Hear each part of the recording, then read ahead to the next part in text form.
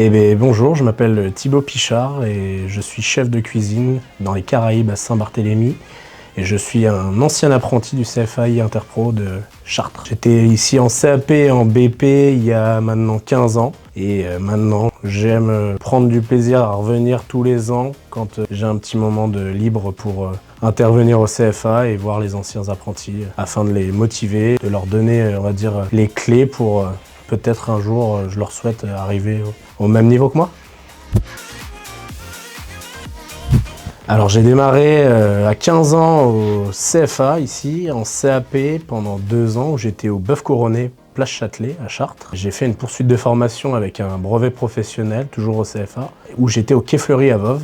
Suite à ça, j'ai obtenu mes 2 diplômes et je me suis lancé dans la vie active et je suis monté à Paris afin de rentrer dans les grandes brigades de cuisine étoilée.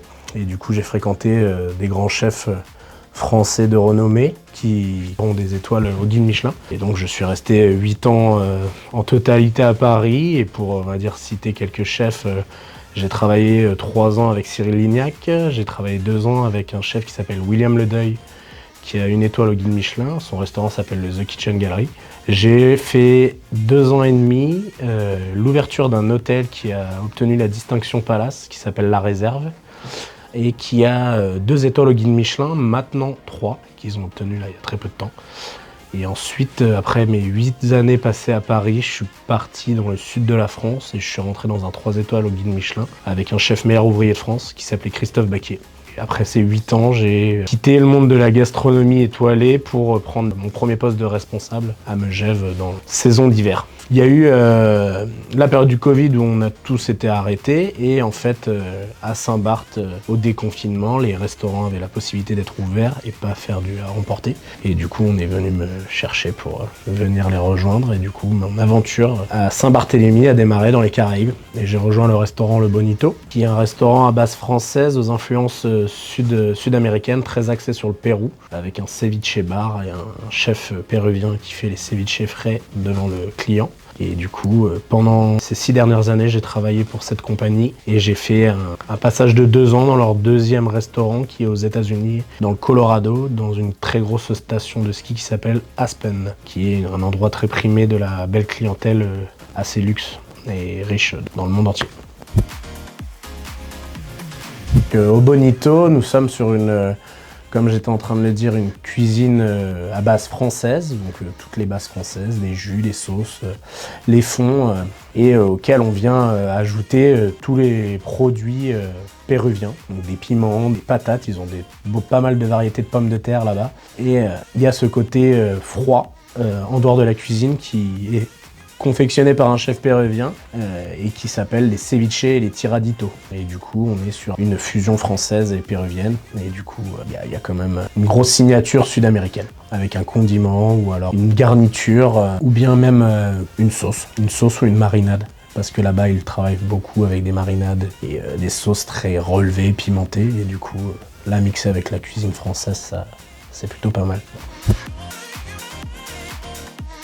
Alors j'avais déjà pendant mon expérience à Paris, le côté cuisine japonaise venait d'arriver en France et il faut savoir qu'en fait l'identité culinaire au Pérou s'appelle la cuisine Nikkei et en fait c'est un mix entre les produits du Pérou et les saveurs du Japon, les sauces soja, le vinaigre de riz, toutes ces choses-là parce qu'en fait je ne saurais pas vous dire combien de temps auparavant dans l'histoire du Pérou, le Pérou s'est fait coloniser par des Japonais.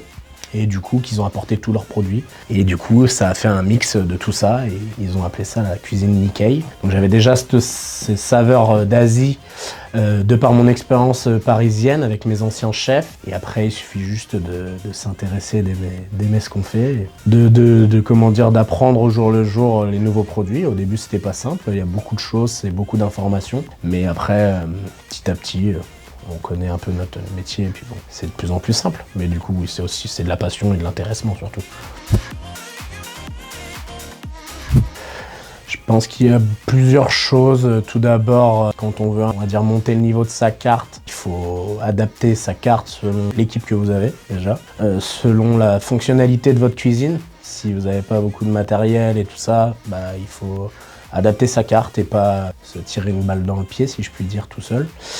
Et puis je pense qu'en soi, c'est les deux plus gros arguments. Après, il faut faire attention aussi quand on veut changer des plats de sa carte au retour client, savoir si ça plaît. C'est très important de faire attention à tout ça, les commentaires, les arguments, qu'ils soient positifs ou négatifs. S'ils sont négatifs et constructifs, il faut prendre le temps justement de se remettre en question et ensuite retravailler sur ces fameux nouveaux plats que vous venez de mettre à la carte pour faire mieux. Et puis si jamais après vous tombez sur des commentaires négatifs, c'est le côté malheureux du métier, mais on ne peut pas satisfaire tout le monde. Donc on se doit de prendre en compte tout le temps, se remettre en question tout le temps, mais on ne pourra jamais satisfaire tout le monde. Alors, pour rester dans le thème, parce que c'est vraiment une cuisine qui me passionne depuis que j'ai commencé à travailler à Bonito. En termes d'épices, on va être sur un Ari Amarillo, c'est un piment jaune qui est très fruité, un peu doux, pas très fort, mais très très fruité, très très juteux, qu'on utilise souvent pour faire une pâte de piment, ou alors le faire déshydrater et le mettre en poudre. Et du coup, on vient assaisonner nos plats avec ça. Et dans les ceviches, on peut faire une sauce avec. Donc c'est vraiment une épice que j'apprécie vraiment. Après, en termes d'herbes aromatiques, ça se joue entre deux herbes que j'aime bien. Un peu plus, on va dire, internationales qu'on va consommer en Asie. Ça va être la coriandre, ça c'est mon herbe favorite. J'en mets partout. Je vais manger chez moi tranquille. Pendant mes jours de repos, je vais forcément acheter de la coriandre parce que j'adore mettre de la coriandre fraîche dans tous mes plats. Et pour rester dans le Pérou, il y a une herbe vraiment très puissante qu'ils ont là-bas, que nous on appelle tagette en France, mais eux ils appellent ça de la huacatay, et c'est une variété de menthe qui est très très puissante, qui est un mix entre la menthe et le basilic, qu'ils utilisent au Pérou dans tout, dans une marinade, dans des ceviches, pour faire des sauces. Et c'est vraiment très puissant, et ça c'est une herbe que j'affectionne vraiment, que je mets dans tous les plats que j'essaie de confectionner. Et en condiment, je vais plus partir sur un condiment rocoto. Rocoto, c'est un piment qui est beaucoup plus puissant par contre. Ça ressemble à un poivron rouge, et si vous allez au Pérou, il faut faire attention. Vous amusez pas à croquer ça comme ça, parce que ça va vous chauffer un petit peu, mais ça a la même apparence qu'un poivron rouge, mais c'est un des plus puissants piments péruvien, et c'est vraiment très très fort, et avec ça on peut en faire tout ce qu'on veut. Moi ce que j'aime bien, c'est remasteriser ça dans un plat où je vais en faire une pâte avec des oignons et de l'ail rôti, et je vais faire comme une sorte d'harissa avec ce piment là, mais c'est vraiment incroyable. Après vous mettez ça dans un plat ou dans une sauce pour venir condimenter ça, et ça vient tout de suite donner un contraste différent à la cuisine. Alors, un plat français, je suis très adepte du poisson, et j'aime vraiment me faire une sole rôtie au beurre, simple, avec un petit riz blanc, un peu pilaf, et avec ça une sauce beurre blanc. Très simple pour rester dans le classique français. Si je dois partir du côté du Pérou, je vais dire le ceviche de base parce que c'est vraiment incroyable. C'est frais. La marinade qu'ils appellent le leche de tigre, le lait de tigre en fait, à la base, avant, dans l'histoire, ils utilisent ça et ils boivent ça, tous les Péruviens, chaque matin comme un shot détox. Nous on va boire des jus de gingembre, et bah eux ils boivent des leche de tigre, et ça réveille vraiment. Ce côté hyper acide, spicy avec le piment, ça te donne un coup de peps et ça réveille. Donc oui, côté Pérou, je vais vraiment dire le ceviche péruvien parce que c'est vraiment incroyable. Le dessert français, moi je vais rester dans le basique, une tarte chocolat avec un praliné pistache. Très très gourmand. Et au Pérou, ils mangent dans la rue un dessert qui s'appelle un picarones, et c'est un beignet au miel, mais alors qui est super gras et super généreux, mais c'est très très bon. Ce serait mon père, ce serait une bourriche d'eau d'huître et quelques bouteilles de vin blanc. Et au grand large, on va dire, au bord de mer.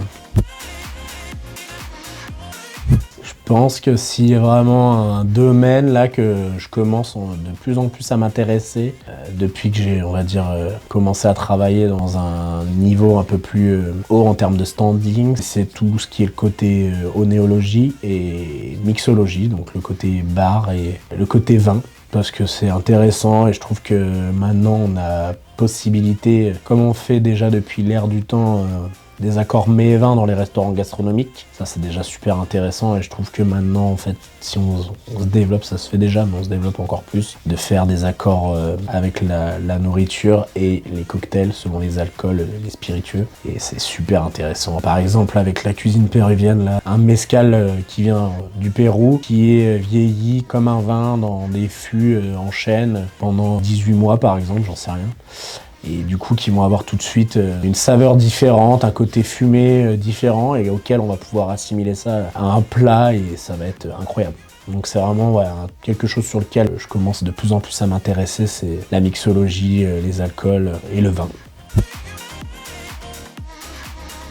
Il y a des projets de cœur où j'ai envie de revenir par ici, bien sûr, pour ouvrir une première affaire et peut-être une deuxième plus tard. Mais revenir par ici parce que je reste attaché à ici et à mes valeurs. Ça m'aide à avoir un pied-à-terre à chaque fois que je reviens pendant mes vacances. Venir au CFA, ne pas oublier d'où on vient, je pense que c'est important. Donc oui, j'ai des projets de cœur pour revenir peut-être par ici, à Chartres. Sinon, après, j'ai pas plus de projets que ça, on va dire. Je surfe sur la vibe, on va dire.